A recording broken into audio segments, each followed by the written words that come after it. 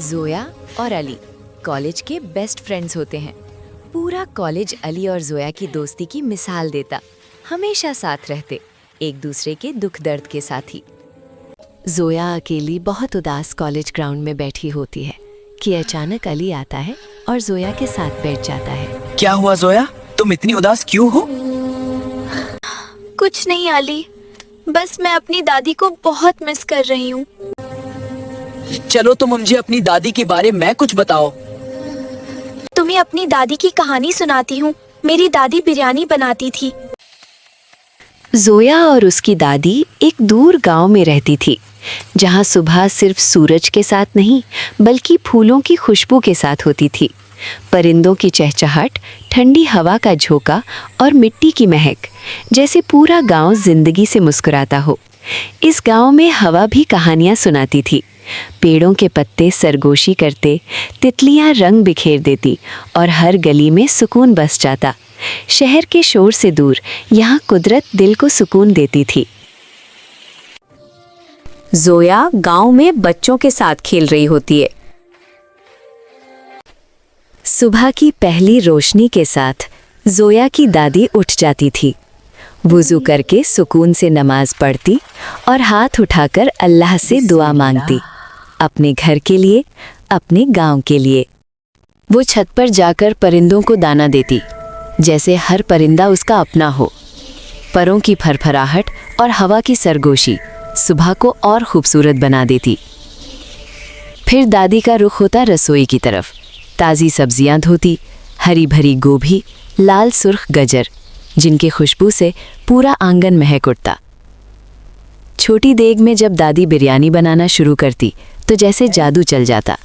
पुराने नुस्खे का मसाला जो किसी को नहीं पता था, वो राज सिर्फ दादी का था। आखिर में तहदर बिरयानी तैयार होती। नींबू का रस, दही की हल्की मिठास और दादी के हाथों का प्यार बिरयानी में ऐसा जादू भर देता कि खाने वाला उंगलियां चाटता रह जाता। गांव की मरकजी सड़क पर एक ठेला लगता था, लेकिन ये कोई आम ठेला नहीं था। ये गांव की शान और रौनक था। उस ठेले पर जोया की दादी बैठती थी, अपनी बिरयानी के लाजवाब जायके की वजह से पूरे गांव में मशहूर। ये सिर्फ बिरयानी नहीं थी, ये दादी के हाथों की मोहब्बत थी। एक बड़ी गाड़ी से स्टाइलिश लड़का निकलता है, बिरयानी लेता है, पहली बाइट में रुक जाता है, फिर कहता है, दादी ये बिरयानी तो परफेक्ट है, आप मुझे नुस्खा बताओ, मैं आपको 5 लाख तक दे सकता हूँ। दादी कहती है, बेटा बिरयानी पैसों से नहीं, नियत और नुस्खे से बनती है। लड़का रोज आकर दादी को मनाने के लिए कुछ पैसे और गिफ्ट्स भी देता है। दादी खुश हो जाती है और उनके दिल में लालच आने लगता है। दादी अम्मा अपनी चारपाई पर बैठकर सोचती है, मैं पैसे ले लेती हूँ, अब इस उम्र में काम भी नहीं होता, सुकून से घर में आराम करूंगी। दादी अम्मा अपना नुस्खा उस लड़के को बता देती है और उस लड़के से बड़ा पैसों से भरा शॉपर ले लेती है। कभी कभी लालच इंसान की सोच पे हावी हो जाता है। दादी घर जाकर शॉपर खुलती है, उसमें नकली नोट होते हैं। दादी बहुत रोती है। अगले दिन दादी बिरयानी बनाती हैं, लेकिन उसका स्वाद चला जाता है। लोग नाराज हो जाते थे। ठेला खाली। ये वो बिरयानी नहीं, डैडी आपका जायका कहाँ गया? दादी बहुत उदास हो जाती है। दादी सोचती है, क्या मेरी बिरयानी में अब पहले जैसा स्वाद नहीं आएगा?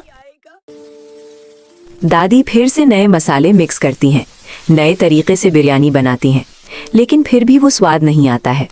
फिर दादी रिसालों में बिरयानी बनाने के नए तरीके सीखती हैं। घर के बर्तन धोकर फिर से जीरो से शुरू करती हैं। दादी ने कभी मेहनत छोड़ना नहीं सीखा। हर गिरा हुआ इंसान संभल सकता है।